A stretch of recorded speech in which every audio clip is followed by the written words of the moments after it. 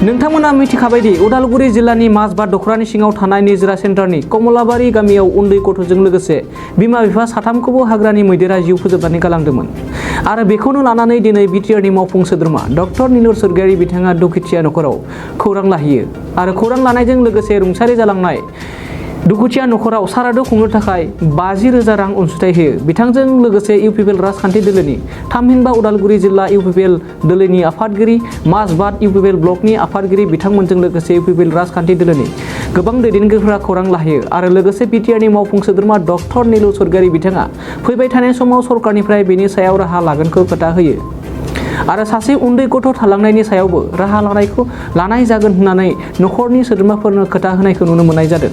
जोंथ' थांफानो हाला जायखिनिया दङ थांनानै दङ गथ'आ बेखौ मोजाङै बासायना लाखिनांगोन आरो नियम निति थायो गामिनि मोनसे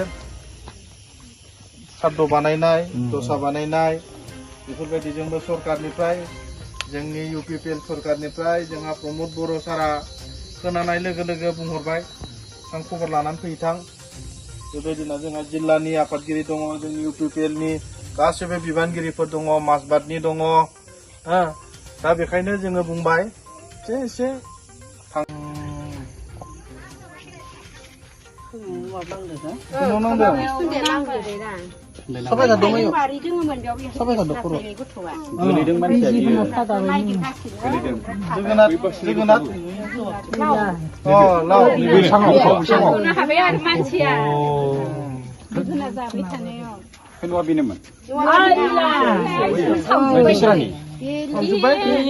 नोंथाङा सरकारि साख्रि नागिरदोंना?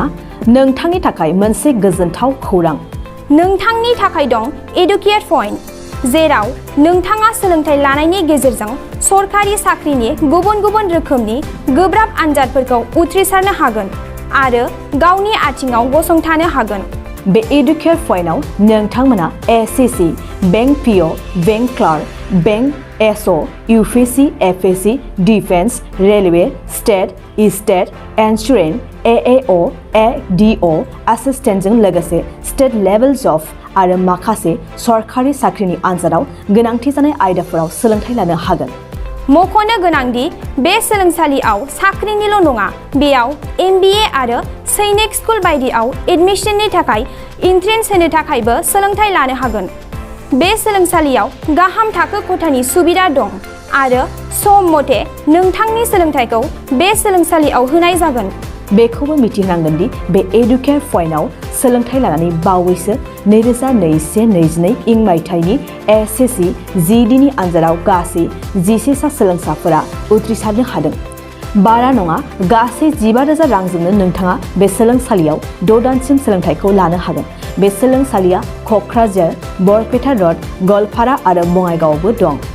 क'क्राझाराव सोलोंथाइ लानो गोसो गुदुं जानाय सुबुंफोरा 70020261133 9101536360 70020261133 9101536360